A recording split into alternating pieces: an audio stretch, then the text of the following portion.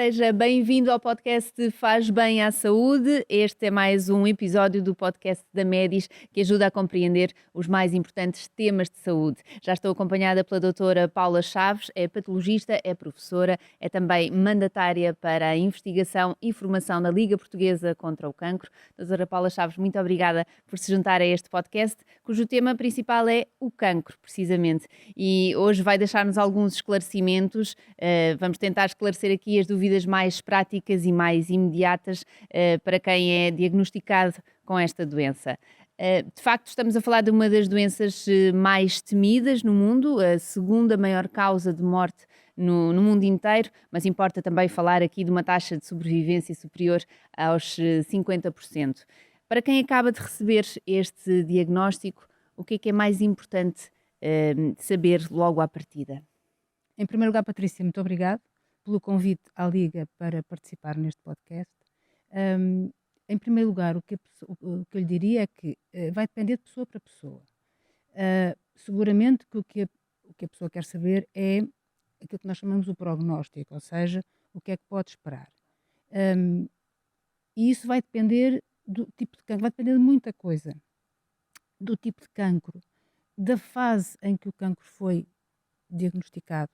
E isso é uma ideia que eu gostava que ficasse bem esclarecida.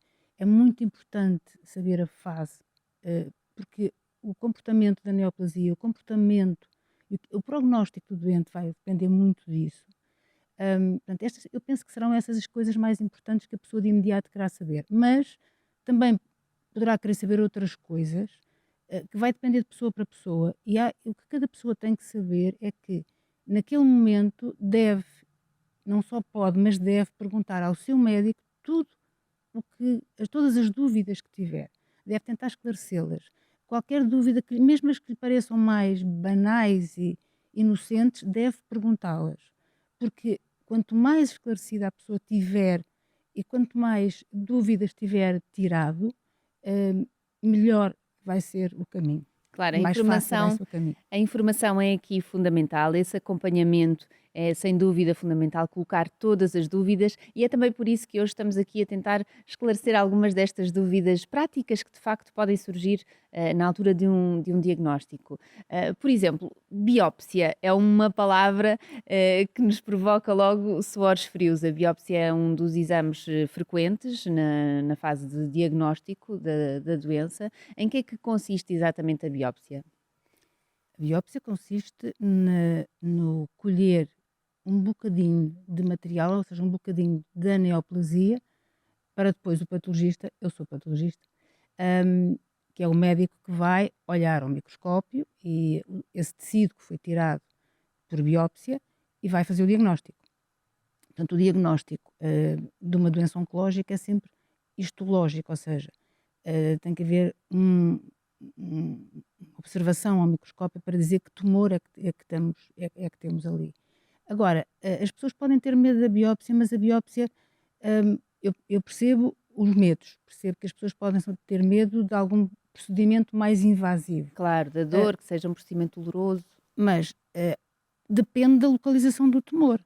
Mas neste momento, independentemente da localização, nós temos metodologias e temos toda a equipa de anestesia com o controle da dor e nós não fazemos nada a doente nenhum que não esteja, qualquer procedimento um bocadinho mais invasivo, o doente está sedado ou está anestesiado. Portanto, mesmo a colheita de material por procedimentos que poderiam ser incómodos, neste momento são minimizados, porque temos sempre o doente ou sedado ou anestesiado.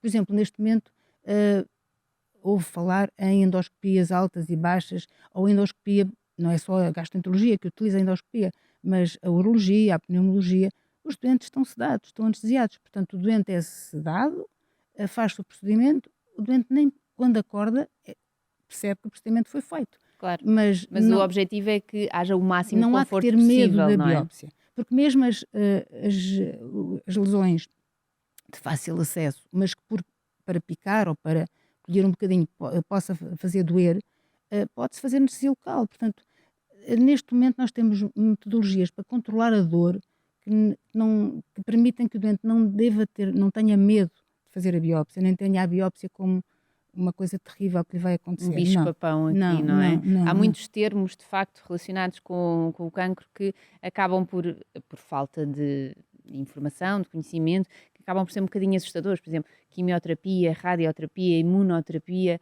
Estamos a falar aqui de vários tratamentos. Há um tratamento padrão para o cancro? Não, o que há, como lhe disse, e eu acho que isso também devia passar, e devíamos ter o cuidado de fazer passar essa ideia.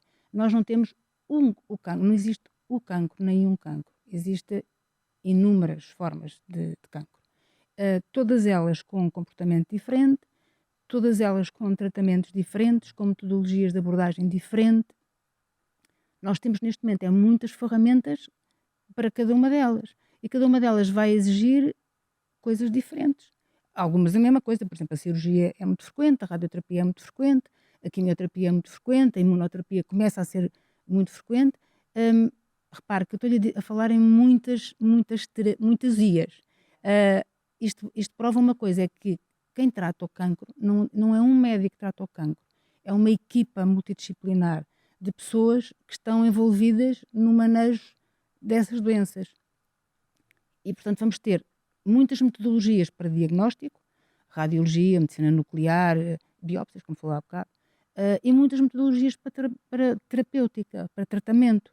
E isso vai depender do tipo de cancro, vai depender da fase em que o cancro está. E eu acho que devíamos sublinhar muito a importância da fase, porque o mesmo cancro apanhado numa fase muito precoce pode ser manejável e controlável, numa fase mais avançada pode já não o ser. Portanto, nós temos que sublinhar Sim, a isso é absolutamente importância, fulcral. exatamente, temos que sublinhar a importância de conseguir diagnosticar cancros em fases curáveis, manejáveis, de modo a que a gente possa dar controlar de algum modo o crescimento daquela neoplasia. Claro que sim. Perante este diagnóstico, prevê-se que haja no futuro muitas alterações a nível físico e também alterações a nível psicológico, obviamente, por parte do doente. A nível físico, a queda do cabelo é uma das mais frequentes. Que outro tipo de alterações físicas podem ser expectáveis perante o diagnóstico? As reações dos doentes podem ser as mais diversas, desde o não terem quase reações, e até terem reações que habitualmente as pessoas sabem quais são. Além da queda do cabelo, os vômitos, as náuseas, alguma fragilidade, alguma debilidade, alguma astenia. Vai depender do quê? Vai depender da terapia que está a ser instituída, vai depender das doses, vai depender também do doente e vai depender da neoplasia que estamos a abordar. Portanto, não fico com a ideia que há um padrão. Até há tratamentos de quimioterapia que não fazem cair o cabelo como as pessoas estão habituadas a dizer. Outros há que fazem. Portanto, há uma diversidade em que as pessoas não devem ficar agarradas a estigmas. Claro que sim, isso é o mais importante. É o mais importante. E saber que, mesmo que tenham queixas, neste momento há metodologias para controlar essas queixas. E isso é, de certa forma, tranquilizador, sem dúvida. Exato. Isto para manter o doente tranquilo. Eu acho que isso é o mais importante, até mesmo em termos psicológicos, é importante haver um acompanhamento médico psicológico. E há a especialidade de psico-oncologia. Os doentes, se precisarem, devem recorrer a esse tipo de apoio que têm em todos os hospitais que tratam cancro. Nós na Liga, por exemplo, temos consultas de psico-oncologia, porque os doentes podem precisar naquele momento, porque é uma fase efetivamente dura da sua vida, e podem precisar de apoio. Sim, E, sem portanto, dúvida. todos os hospitais que tratam cancro, não só os hospitais oncológicos, não só os institutos de oncologia, têm departamentos, serviços de oncologia com especialidade em apoio e seguimento de doentes com cancro. Eu E a acho que Liga, quer os no Regional do Sul, quer no Centro, quer no Norte, têm esse tipo de esse tipo de acompanhamento, apoio, acho que é de facto fundamental. E depois, se pensarmos também um pouco mais à frente, não é? Um pouco mais na fase da recuperação da doença, uma fase já muito positiva, de grande felicidade, sem dúvida, mas também é preciso preparar o tal regresso à normalidade, não é? É preciso preparar, ter alguns cuidados, acautelar-se com determinadas coisas. É importante esta fase também, não é? é importante, e é importante sobretudo que o doente faça exatamente aquilo que o seu médico e que a sua equipa que o seguiu durante todo o seu tratamento lhe aconselha. Porque, efetivamente, cada equipa, e como eu lhe disse, neste momento os cancros são seguidos em equipas multidisciplinares, pessoas com experiência de diversas áreas e que estão envolvidas no tratamento do cancro. E é decidido para cada doente, face aos guidelines, às regras que estão estabelecidas mundialmente, é decidido para cada doente qual a melhor abordagem. E, portanto, o doente deve sentir-se confiante nessas equipas e deve tentar seguir, tanto quanto possível, as normas, o que lhe é dito, porque efetivamente cada caso é estudado em função de todos os parâmetros e é proposto aquilo que nós achamos que, à luz dos conhecimentos atuais, é a melhor metodologia. Sim, é importante saber que há toda uma equipa a trabalhar em cada um destes casos. Uma equipa com muita dedicação, com muita entrega e com os olhos postos nesta taxa de sobrevivência que é felizmente superior aos 50% atualmente. E, portanto, esta nota positiva também é importante de passar e este conforto de toda a equipa que está a trabalhar nesse sentido. Tem de haver muita confiança entre o doente e toda esta equipa. Sim, é fundamental que isso se estabeleça. Sem isso é capaz as coisas podem ser difíceis. E é por isso que eu digo, quando de início me perguntou o que é que o doente quer saber, vai depender dos doentes. E o doente não se deve inibir de pôr todas as suas dúvidas de uma forma o mais sincera possível à equipa ou à pessoa que dentro da equipa com quem ele interagir sentir mais à vontade. Isso vai depender de doente para doente. Agora, o que eu acho que é importante nós deixarmos muito claro é que neste momento o cancro é uma doença complexa, é uma doença que pode matar, que mata muitas vezes. Alguns cancros são preveníveis e nós podemos ter alguns comportamentos que permitam diminuir esse risco. Para lhe dar exemplos, só por exemplo, a exposição solar e o cancro da pele, Claro. O tabaco e o cancro do pulmão, e não só, porque o tabaco não está só relacionado com o pulmão, está relacionado com muitos outros.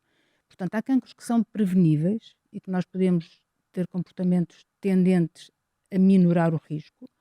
Depois, há alguns cancros, e muitos já, que são rastreáveis, ou seja, nós podemos tentar encontrá-los em fases em que são perfeitamente controláveis.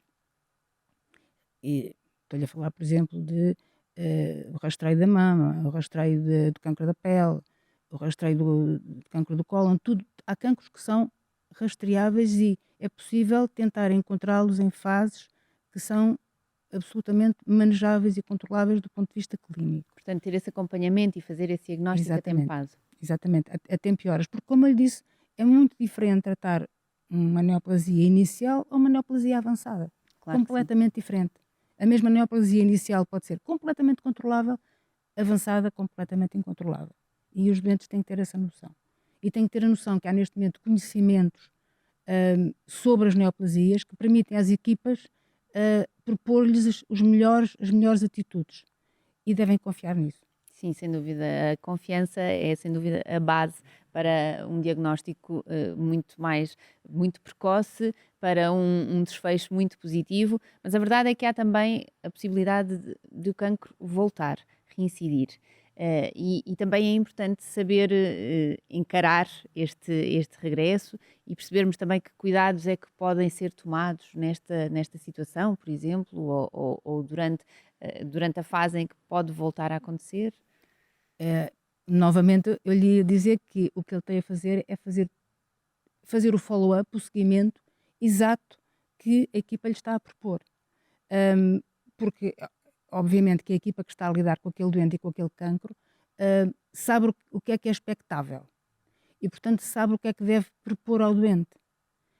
E, portanto, o doente deve confiar nisso e deve fazer exatamente o que lhe está a ser proposto. Porque haverá cancros que nós sabemos que muito provavelmente não regressarão, haverá outros que a gente sabe que vai seguramente regressar, não sabemos dizer quando. Claro que E, sim. portanto, o doente deve fazer exatamente aquilo que a equipa lhe está a propor e fazê-lo com confiança. E é importante também passar esta atitude tranquilizadora desde o primeiro momento, de certa forma, assegurar que há alguma normalidade na vida desta pessoa. Sim, isso cabe à equipa fazer esse manejo, cabe à equipa conhecer o doente. Gerir as emoções, gerir as várias fases, não é? Porque no fundo estamos aqui a passar por diversas etapas que implicam emoções muito diferentes. E a equipa é por isso que, como eu lhe disse, nas equipas multidisciplinares, aí está, muitas vezes, a maior parte das vezes, um psicólogo. E psicólogo, obviamente, com treino em doentes oncológicos. Por exemplo, estou a pensar nas equipas de psicologia do IPO, que seguem vários doentes, que estão em várias equipas multidisciplinares, até em equipas multidisciplinares de pediatria, onde tem crianças muito pequenas e os familiares das crianças, e é evidente que isto é seguido desde o princípio, num contexto, de modo a contextualizar o doente e a sua família no processo que vai ter várias etapas. Claro que sim. Temos aqui uma nota positiva, não é? Estávamos a falar sobre esta taxa de sobrevivência superior aos 50%. É importante focarmos nos números bons também, não é? Sim, e temos números muito bons em alguns cancros. É por isso que eu lhe disse logo de início, não vamos falar em cancro, o cancro, porque Claro. não há uma forma. Há inúmeras formas de cancro. E é preciso perceber que cada uma delas tem. Nós conhecemos a biologia dessas formas de cancro e cada uma delas tem o seu percurso. E haverá situações em que nós conseguimos. Há cancros neste momento que nós conseguimos taxas de sobrevida muito boas se fizermos tudo by the book, como se costuma dizer. Claro. Se fizermos tudo conforme os guidelines aceitos e recorrendo a todas as metodologias que temos. Não vou dizer que, às vezes, mesmo fazendo isso tudo, há insucessos. Estamos a lidar com doenças malignas, portanto, mesmo fazendo tudo segundo os guidelines, às vezes há insucessos. Mas eu acho que a ideia fundamental é quanto mais cedo nós pudermos atuar no processo biológico, mais chances temos de ser bem-sucedidos. Essa antecipação é de facto fundamental. E, portanto, aí sublinhar a importância da prevenção, não aumentar os riscos de cancro e do rastreio, de modo a detectarmos lesões que são absolutamente controláveis. Doutora Paula Chaves, eu agradeço-lhe a sua presença aqui no podcast Faz Bem à Saúde, o podcast da Medis. Quero felicitar também a Liga Portuguesa contra o Cancro pelo trabalho que tem vindo a desenvolver. Muito obrigada por ter estado connosco. Muito obrigada a nós. Até breve. Muito obrigada em nome da Liga. Obrigada e até breve. Fecha assim este episódio do podcast Faz Bem à Saúde, onde esclarecemos os temas mais importantes de saúde. Já sabe que pode sempre encontrar-nos em todas as plataformas de podcast e também no YouTube. Continua a procurar todos os esclarecimentos sobre saúde em medis.pt e encontramos-nos no próximo episódio. Até lá, cuide-se!